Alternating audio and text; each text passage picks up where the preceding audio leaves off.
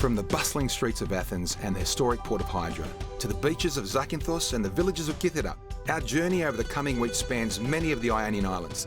Some well known, others that few ever get to visit. But before heading off, you probably want to know a little bit about me. My story starts as a boy growing up in the inner suburbs of Sydney.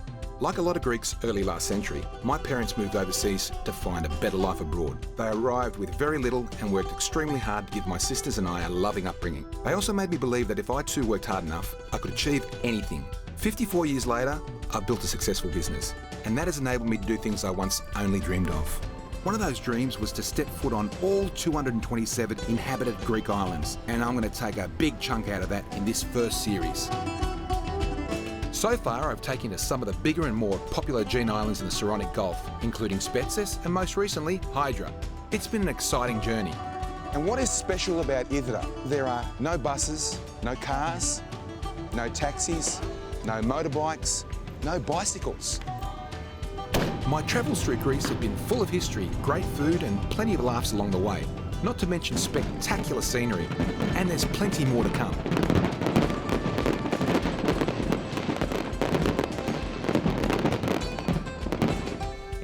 In this episode, I'm headed to Nafplio, a place that's rich in history from ancient times right up to the modern era.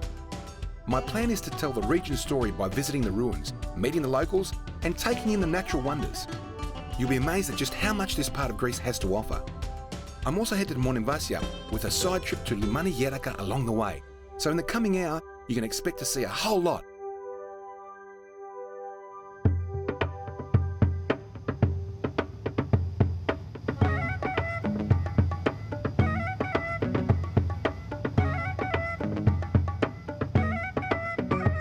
After my short visit to Hydra, we cruised along the Peloponnese coast deep into the Argolic Gulf to the seaport town of Nafplio.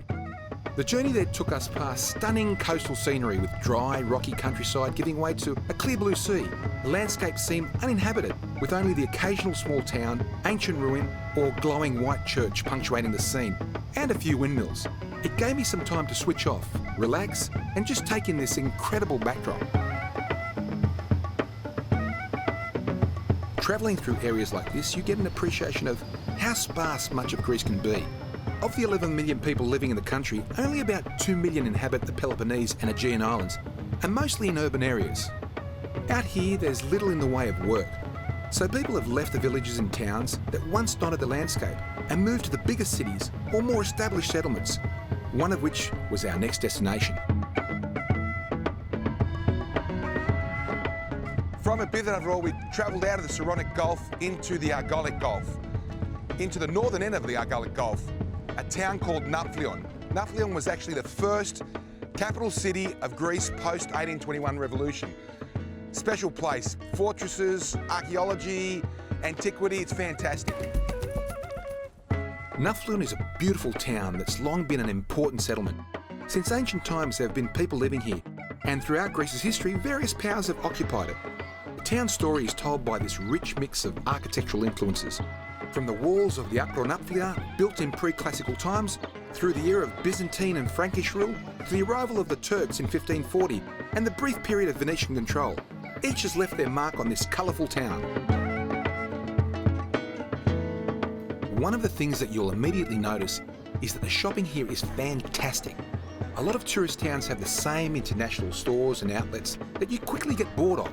Here though, while you've got a patch of the usual suspects, there's also plenty of unique local brands to arouse your interest.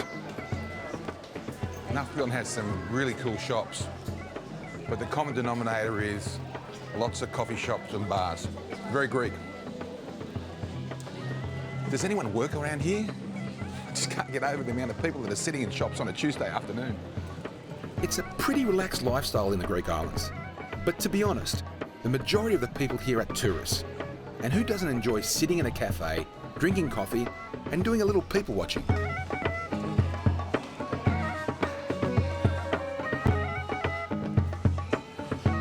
It's the all-seeing eye from the Greek Orthodox Church. Otherwise known as the Eye of Providence, the all-seeing eye of God is a religious symbol adopted by various faiths the world over. You find it in places of worship, in art, and even on the US $1 bill. It represents the idea that God is watching over humanity And in a deeply religious place like Greece, you'll find this and other church icons on everything from clothing and decor to jewellery. Speaking of jewellery, this place has plenty of options. I might have to buy something for Helen. Actually, I've learned over the years that I should leave that stuff to her.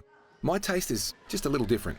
Nafplio is known for its koboloi shops. It's actually got a koboloi museum, and koboloi in English is a worry bead. We might have a look at some. This is a bone one.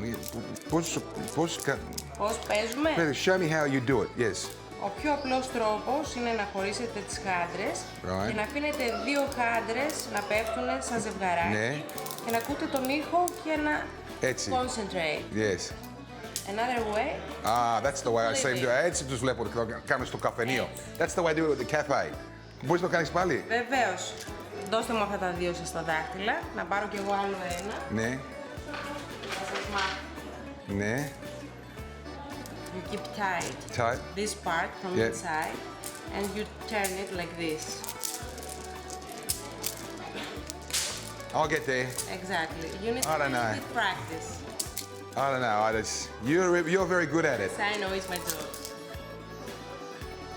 Worry beads are made of everything from plastic and coral through to gem quality amber.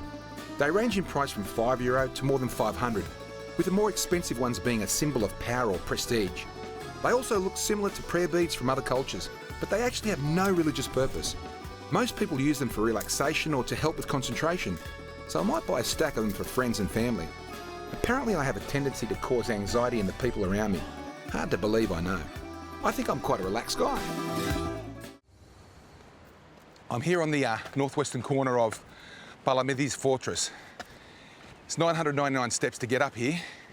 The place is absolutely massive. There's fortifications wherever you look. I better move on.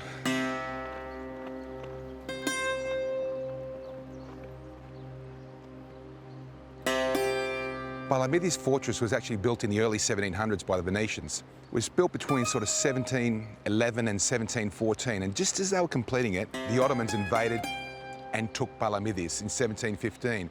And you can actually see where the Ottomans added to the fortifications. The lower bit is the Venetians, and that higher bit, which is more Roman, and you can see those turrets, very Ottoman. Palamidi Fortress overlooks the town and is a dominant feature on the skyline.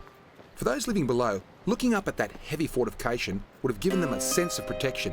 It would have been an imposing sight for any invading force. This place is amazing. Wherever you walk, there's walls, and some bloody high ones too.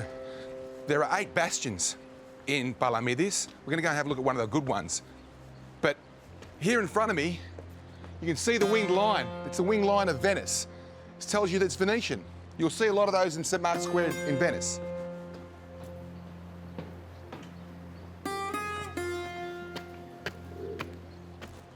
This is the Aios Andreas bastion, named by the Greeks. It had a different name for the Turks and a different name for the Venetians, and for all 8 bastions for that matter. But this is where Kolokotronis, the great Greek general, the saviour of the 1821 revolution, was jailed for several years. Very solemn place.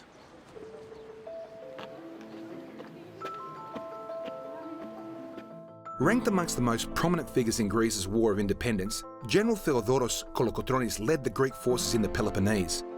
While Admirals Miaoulia and Boulina were engaged in naval conflicts further down the coast, Kolokotronis rallied the people behind him and formed an army from local mountain folk and militia. The Turks had possession of this fort for over 100 years, until 1822. In November of that year, General Stakopoulos and 350 Greek crack troops stormed Palamidi Fortress and took the Turkish garrison. And for the next 15 years, Nafplio was the capital of Greece.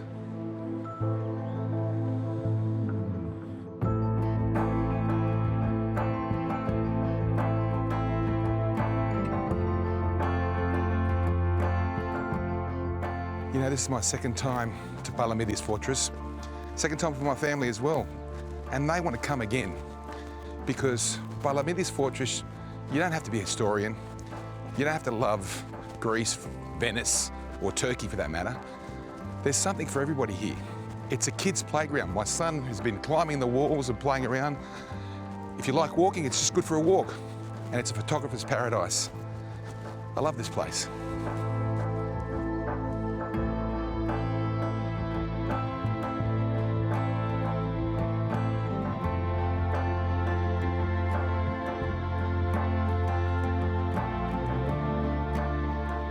Places like Palamidi survive as visual reminders of times gone by, but it's the responsibility of people like you and I to tell younger generations what happened here and the stories of the great people that have walked inside these walls. It's through sharing this knowledge that we show appreciation for our forebears and keep their memory alive.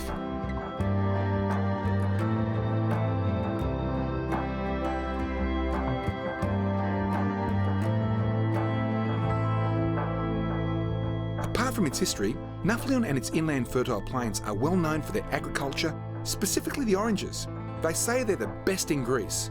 This calls for a Greek orange pie, a portokalopita. Now that's a mouthful.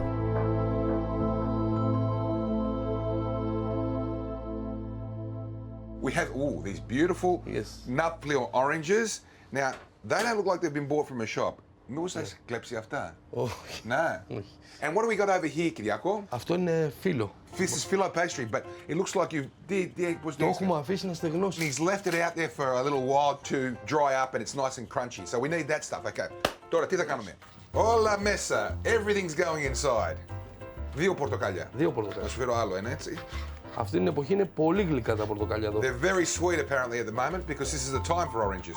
After adding a couple of sliced whole oranges, we put 750 grams of sugar, 250 ml of olive oil, a teaspoon of baking soda, some milk and 4 eggs into the blender. A lot of ζάχαρη εδώ, Κυριάκο, you know. Εσύ το τρως αυτό? Άμα δεν τρώω αυτά που φτιάχνω, πάω να πει ότι κάτι γίνεται. You can tell by his girth that Kyriako is a man that loves his food. He's an amazing chef and half the reason why every time I leave Greece, I'm 10 kilos overweight. You know what's amazing, Kyriako? Whenever we cook this stuff, my wife Helen never comes. I was expecting her to learn something from this, but she's out shopping. Wow. I can see Rhett is licking his lips over there, our engineer. Will there be enough for you, Rhett? I don't know. I don't think so. Fantastic. Look at that. Look at the colour. Look at the texture. This is it. This is simple. Very simple, Kyriako. Και πολύ γρήγορο. Yeah, very quick. So if you had to make it quickly, this is a perfect pie to make, or a sweet pie. Look at you. See the orange peel in there? It's fantastic. We're going to put that in the oven now at 160 degrees. Για πόσο καιρό? Για μισή ώρα. For half an hour, 30 minutes. The syrup is what takes this delicacy to the next level. It's basically just 750 grams of sugar dissolved in water and boiled to reduce a little. Then you simply add a bit of fresh orange juice. Θέλουμε 5 πορτοκάλια. 5 oranges. So we're going to let that boil. Now we brought the temperature down. Now I'm going to bring the temperature back up so that it boils. Πολύ γρήγορα. Very quickly, very quickly. You better come in and have a look. Wow, that looks awesome. And that's ready. So he's turned the heat down now. Τι το κάνουμε αυτό? Το αφήνουμε να κρυώσει. Now that's got to cool. 30 minutes later and voila. Or as Greeks would say, να το... Τι θα κάνουμε τώρα, Κυριάκο? Θα ρίξουμε μόνο το σιρόπι μας. Θα το ρίξουμε τώρα? Ναι, ναι. So the syrup has cooled down now and we're going to put it on top. The waiting game is the hardest part. It was 10 minutes of sitting in anticipation as the syrup soaked in. Mate, I've never seen anything like this before. Αυτό όλο θα το πιει. Το ήπιο όλο το σιρόπι. Let's have a look. It's soaked it all up. So now we have to test it. And I know in the bleachers over there, it's getting a bit busier now. It was Rhett originally, but now we have Captain Rhett and Irenaeus. So what are we going to do? Θα τους δώσουμε να δοκιμάσουμε, λοιπόν. Okay, λοιπόν. That looks absolutely sensational. Oh. Just put that down there. Let's grab a little bit of chocolate ice cream as well.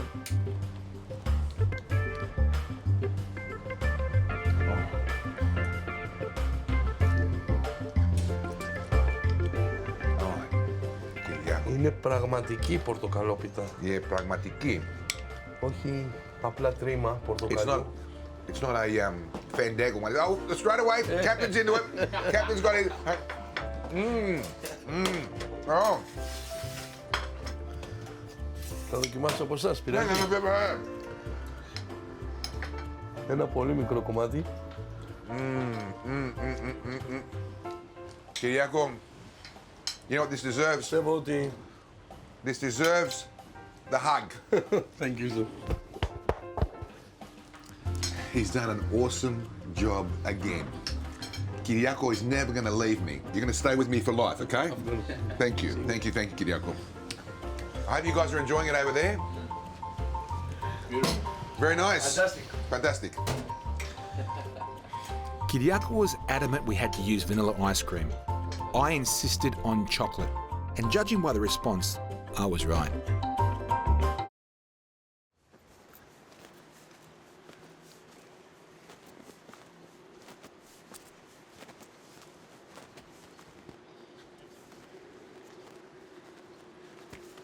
We've just come up from Nafplio up to Prophytis Elias, which is the top of this mountain. And you can see all the way through the Argolic Gulf, down to Argos, through all these plains of the Peloponnese here, this side of the Peloponnese. You can see all these orange groves. But 2,500 years ago, there was this great rivalry between Argos and Sparta behind me. Right through this valley, there are several archaeological sites, tombs for kings, archaeological digs that are happening everywhere if you look around. It's a treasure trove of history here.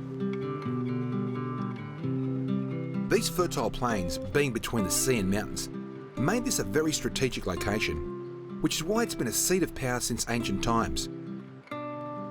Greece was a fractured state during the early part of the classical period. Argos, Sparta and Athens were all competing for dominance in the region. Then in 499 BC, the Persian War started. While much of the country began unifying against this common enemy, Argos remained neutral, consequently diminishing its influence in Greece. As time went by, other powers occupied the area. All the while, it has been somewhat of a breadbasket for this country.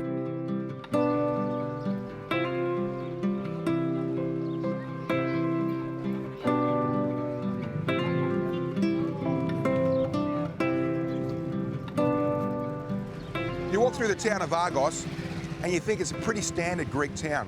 Good Greek coffee, koulouria awesome, traffic's pretty much the same as everywhere else. But Argos itself today is not what's special about Argos. It's what's below and around Argos that's special. It's the longest continually inhabited city in Greece and one of the top 5 in the world. Let's go and have a look at what's really special. Have a look up there right now. Having been inhabited for some 7,000 years, there are loads of sites and monuments here dating back to antiquity. Amongst countless other things, the city is famed for having been the home of Agamemnon, who in Greek mythology led the Achaeans against the city of Troy in the Trojan War. You know, the story with the big wooden horse. Well, the winners of that war came from here. The Greek volleyball team, the girls, they're here for something. I don't know what they're here for, but they're here for such a special moment. The mayor's congratulating them because they're here to celebrate something. I don't know what it is. I didn't understand a word he said, to be honest with you. But he congratulated me on speaking my Greek, even though it's really bad. Despite the fascinating history of the area, Argos isn't a hugely popular tourist destination. It's a little out of the way, but if you visit Nafplio and want to see an authentic Greek town, then take the short taxi ride, grab a coffee and a koulouri, and pay Larissa Fort a visit. We're here in the southeastern foothills of Larissa, Pyramid of Argos. What you're about to see is really special, carved out of the side of a mountain. Take a guess what it is.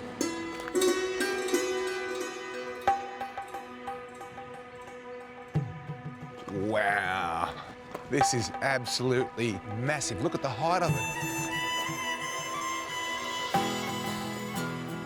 This theatre held 20,000 people. It's up there with the Epidavros. It's probably the poor cousin to Epidavros because the Epidavro is in probably the best nick for a theatre in the world. But for me, this is a special one. Carved out of the mountain, covered for 1,400 years before they found it. Let's go and have a closer look and I'll tell you all about it.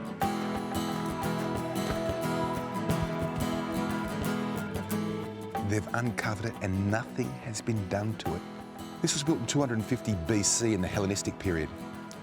And it was considered such a good theatre that when Hadrian came around in 100 AD, he did some work on it as well. Wow.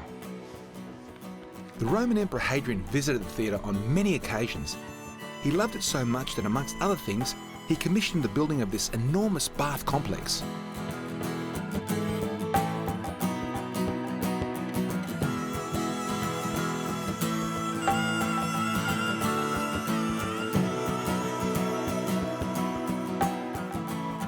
You know, a closer look at the theatre and you realise that nature has done her job through erosion, and you almost feel like covering up again for 1,000 years for people in the future. In a moment of silence, I stopped to take in the view. Looking at the theatre and baths, I couldn't help but think of the countless significant people from history that would have done the same. Soaking up the atmosphere made me wonder that, just maybe in a former life, I could have sat and watched a performance in this very sea.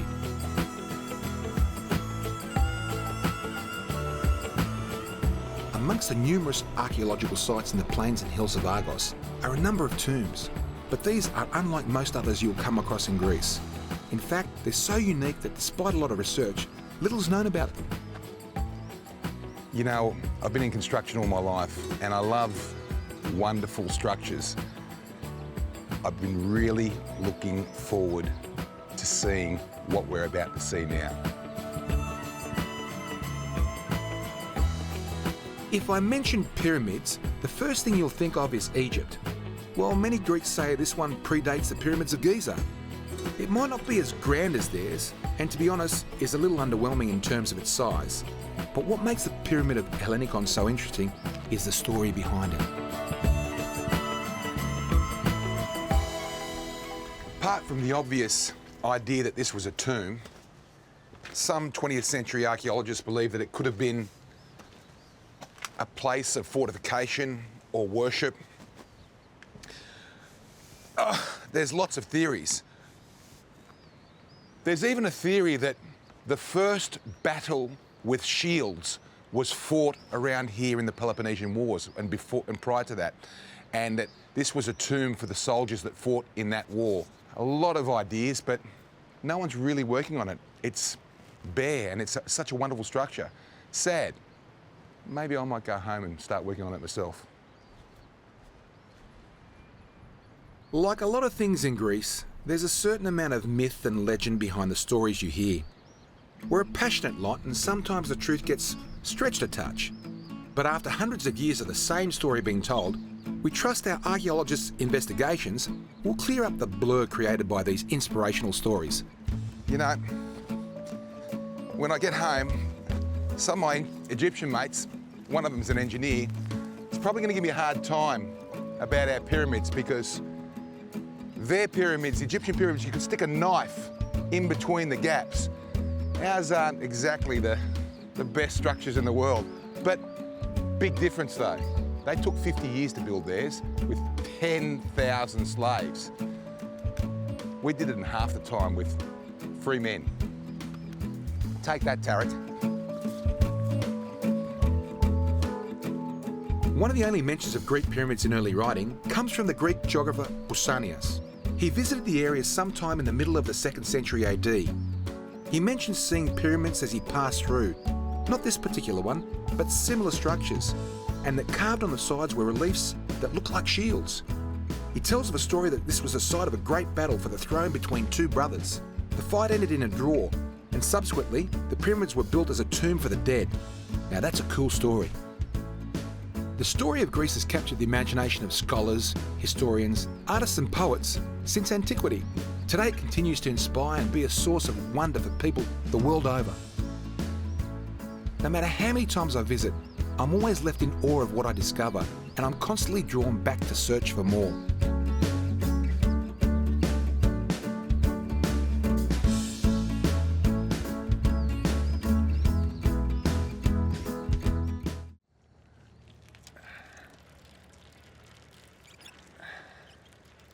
You know, it's not a good idea to swim in ports. It's dangerous, first of all, but sometimes they let out a little bit of the water out of boats that you don't really want to be swimming around. But quite often, if you just travel 500 metres around the corner, the water is like crystal clear and it's beautiful. Just like here. There's that little rock pool over there. Helen will be in it in about half an hour. We'll probably miss her. One of the best things about being an early riser is that I often get to see places well before the tourists and crowds arrive. It gives you an entirely different appreciation for things. Sensational. It means you can move a little slower and take everything in, free from distractions. The only downside is cafes are usually closed. Thankfully, I've got a coffee machine on the boat.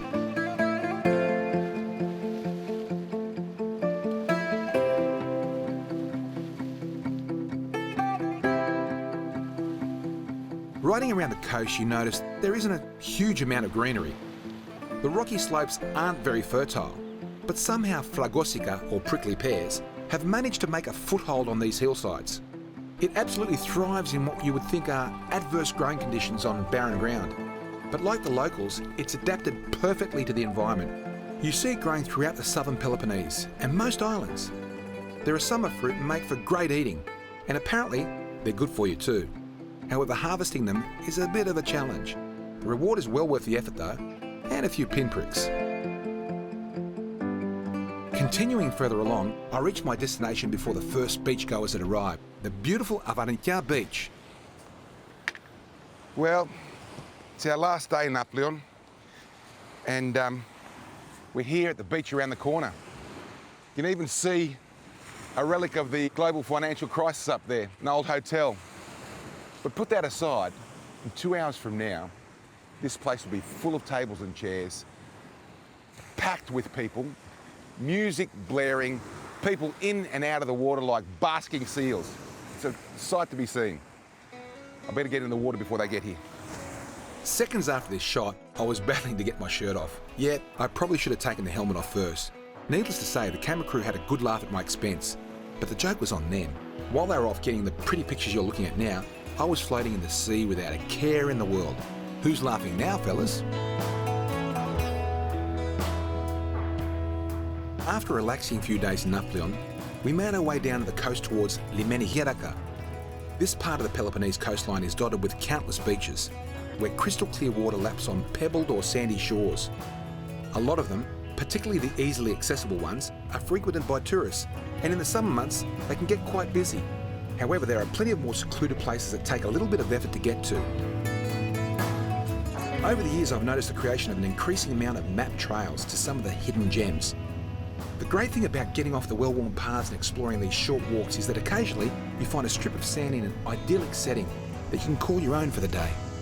You know what I love about Greece is the unpredictability. We're heading down the eastern coast of the Peloponnese to Geraka down the road, and we found Vathia Vlaki. It's not even on the map, but the captain knows about it. We're about to get in, have a swim, have some lunch, and then move on. Apart from the ancient ruins, everyone knows Greece for its beautiful warm blue waters, the vast amount of islands, and even great abundance of beaches. But what most don't know is that despite being one of the most beautiful holiday destinations in the world, the majority of places is left unexplored by tourists. The average traveller spends time in Athens and then goes to places like Mykonos, Crete, Rhodes, Santorini or Corfu. But head to the lesser known locales and you'll find a very different Greece, one that's peaceful and traditional, a place where you can get away from it all and unwind in a setting that's as picturesque as anything else you'll come across on the planet. Finding these hidden delights is the fun part.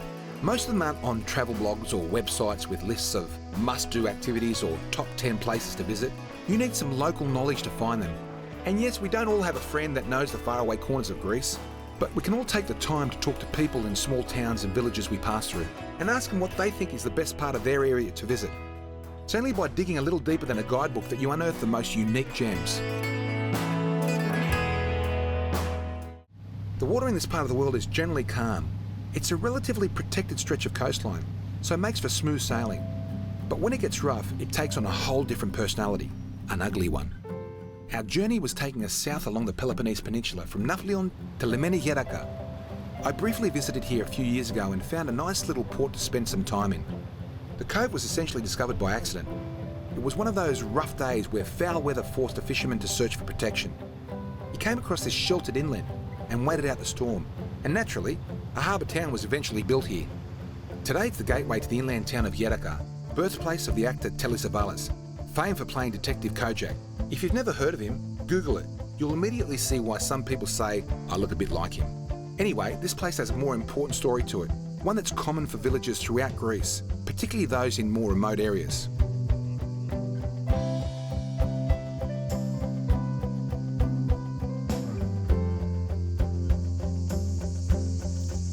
We're about 5 kilometres inland from that beautiful fjord port of Gerkas. This is Gerkas town.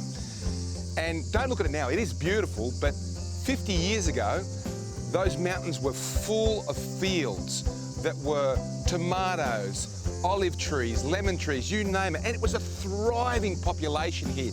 The school alone had 200 children, 150 odd homes, but there's only 40 people living there now, and mostly over the age of 60 and 70 years old. Why is that so?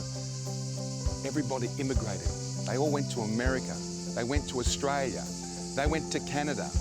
Much like many of the villages here in Peloponnesos, Kremasti, Patra, all these places. But it's still a beautiful old village. Even that house up the top there, that white one with the 2 windows, that was the house of Telly Savalas's father for you movie buffs. In town I met Christos, a born and bred local. His tale is typical of many others that come from here. When work dried up, he was forced to travel abroad to support his family. So for much of his life, he's travelled back and forth to the US. Why I have the family here. Every summer go in America, in Boston.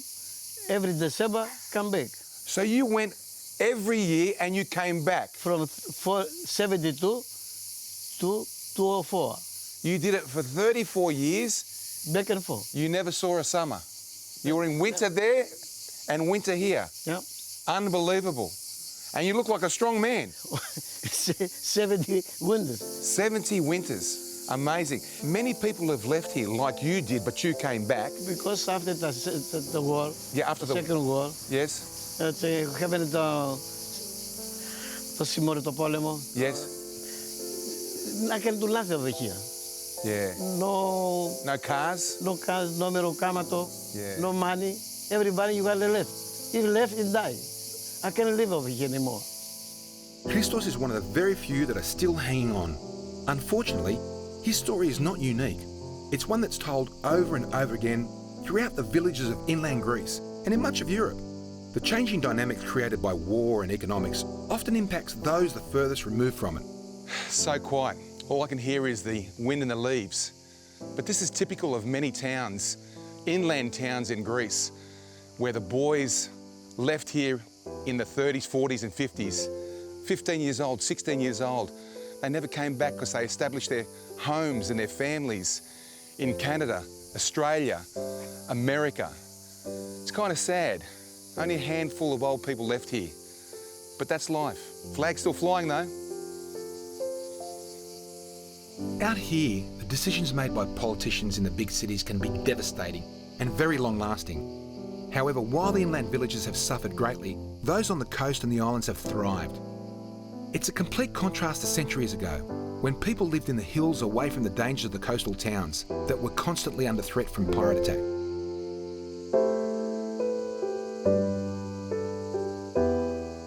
One positive that can be drawn from it all is that places like this haven't been impacted by outside influences. There's no big brand stores or fast food chains. Life is more traditional than in major centres or tourist hubs, which for some is why they remain. Back by the water and things are very different. It's only a short journey, but might as well be a million miles away. The setting was stunning. Fishing boats came in at the end of the day's work and yachts set anchor for the night. There was a sense of calm in the air.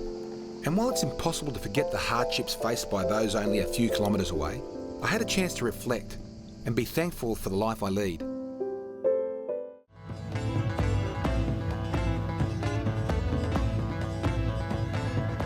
After a night in Limeni Geraka, we kept cruising south to the stunning town of Monemvasia. It's an awe-inspiring place that no matter how many times I see it, I'm always overwhelmed. The town and imposing fort are built on this towering rocky outcrop that sits a couple of 100 metres off the mainland. At only 1 kilometre long and a few hundred metres wide, Monemvasia might be small, but it sure does pack a punch. From sea, land or above, it's an incredible sight. You know, when you come to Monemvasia and see this beautiful rock, you'll more than likely come by car and you'll arrive here in the new town. The new town actually has something to offer. Not only just where you stay, but it's got some beautiful suites, awesome coffee, and some nice tavernas. Monemvasia is a very significant monument in Greece's history. As a result, over the years, tourism has grown to an extent that they've had to build up the town's infrastructure to support all the visitors. Unfortunately though, the financial crisis has decimated the holiday industry. Recently, the ferry service was suspended, which makes it even harder for people to get here. The flow-on effect increases the issue, which is hurting the local community. However, with nearly 1,500 years of history, these ups and downs aren't new to the place. Monemvasia has bounced back from far worse many times before.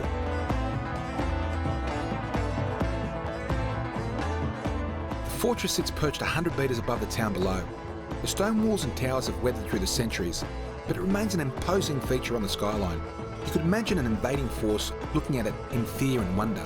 Down below, the streets are filled with an interesting mix of architecture spanning 1,000 years or more of occupation. It's the type of place you need a guide or a book to really get an appreciation of the history. So Effie, how old is this beautiful town of Monemvasia? It was first founded in around 580 AD. Wow. So you see, it's a very old place, and it has never been abandoned until today. Is that right? So what was the population at its peak?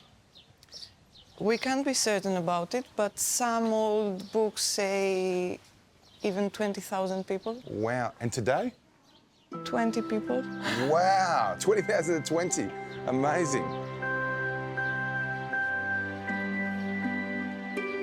I like the greenery in Monemvasia. There's little bits of greenery everywhere, you know? Very few, yeah. Yeah. But it's there. It is. Yeah. Through Byzantine, Venetian and Ottoman rule, the town and fortress stood. Each of the invading powers came and went, leaving their mark in the form of building designs specific to the style of the period and their tastes or needs. In amongst the narrow laneways, often hidden from view, you'll find various examples of period architecture, much of it in fantastic condition.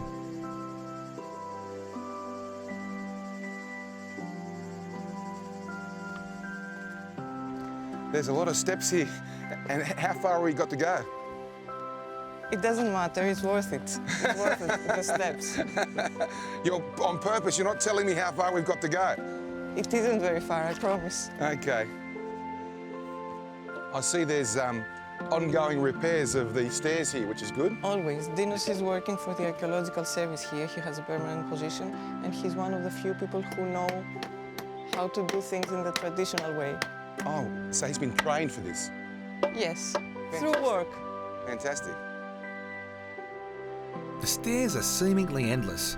I can only imagine the trials the builders went through when constructing this thing. It would have been an incredible labour carting stones and timber up and down the slope in searing heat. Then, of course, there would have been plenty of work to maintain it through the centuries.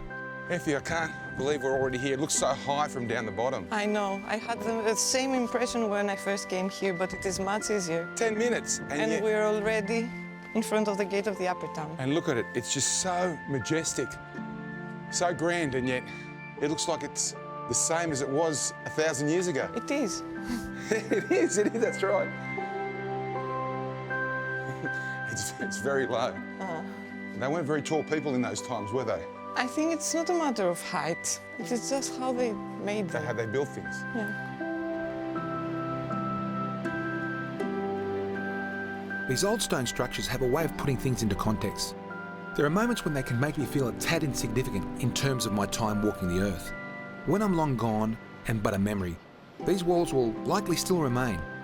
That said, I'd like to think that a handful of the buildings I construct might well be part of the urban landscape in 1,000 years from now.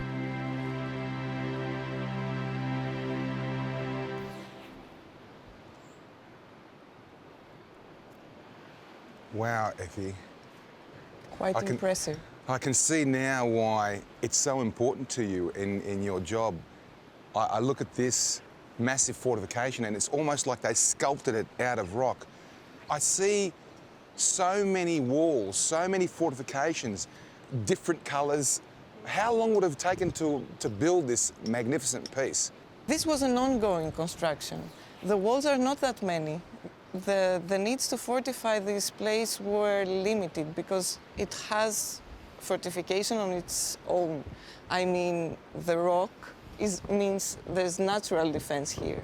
We have walls around the lower town, some walls on this side of the upper town because the attacks were coming from the sea, from there. But it was something that was happening all the time, restoring the damaged parts, and it's still happening today. Wow. Now, I understand there's a wonderful church at the top here, Hagia Sophia? Yes. Can we go and have a look at it? Of course we will. Let's go. Wow, ma che oreo, this is absolutely magnificent. One of the most important and oldest Byzantine churches in Greece is this place, the Church of Hagia Sophia. It was built in the 12th century and is in amazing condition, both inside and out. Wow, Effie, this is amazing. In the next episode, the journey continues as I explore more of Monemvasia and the inland area nearby. I'm going to learn about the past of the island and go from one of the oldest churches in Greece to one of the most historic wine-growing regions in the world. For many centuries, a lot of wines from across the country would pass through the port of Monemvasia before reaching other parts of the Mediterranean and as far as Northern Europe. From there, I make my way to another tiny island that punches well above its weight, Elafonisos. It might only be 16 square kilometres in size, but it's a hidden paradise with a picturesque coast that rivals the prettiest places you'll come across. As the day came to an end and the crew repositioned me as I head to a more sheltered part of the island, I spent the final hours of sunlight enjoying the view. There are few places more spectacular than this.